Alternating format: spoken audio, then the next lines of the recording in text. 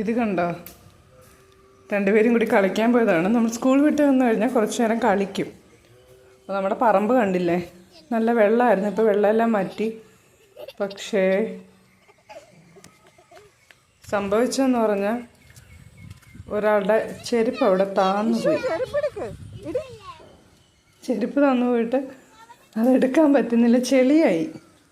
മഴ പെയ്ത് അത് 2 വെയിലൊക്കെ ഇപ്പോൾ വെള്ളം പോയിട്ട് അവിടെ ചെളിയായി. രണ്ടും കൂടി കളിക്കാനോടിയതാണ് അല്ലേ. കണ്ടോ, ചെരുപ്പ് താന്നു പോയിട്ട് അതെടുത്തോണ്ടിരിക്കുകയാണ്.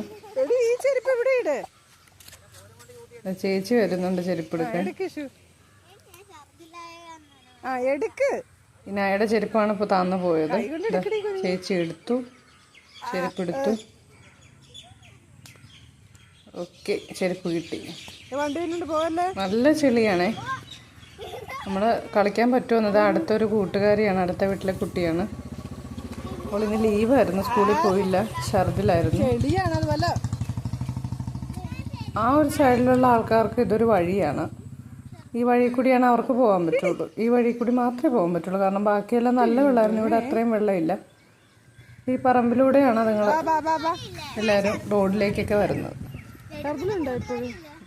സ്കൂളിലെ കാര്യങ്ങളൊക്കെ അവള് കൂട്ടുകാരോട് സംസാരിക്കുകയാണ്. വൈകുന്നേരം ഞങ്ങൾ കുറച്ച് നേരം ഇങ്ങനെ കളിച്ച് ശേഷം മാത്രമേ ഞങ്ങൾ പഠിക്കാനൊക്കെ തുടങ്ങുള്ളൂ. അതാണല്ലേ വേണ്ടത്. എപ്പോഴും പഠനം പഠനം പഠനം അല്ലല്ലോ.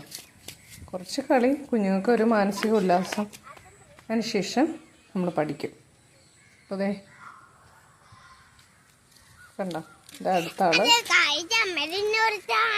ഫോണിൽ നിന്നൊക്കെ കുറച്ച് നേരം, ഫോണിൽ നിന്നും നമ്മുടെ പഠന പുസ്തകത്തിൽ നിന്നൊക്കെ മാറി നമ്മുടെ പ്രകൃതിയായിട്ട് കുറച്ച് നേരം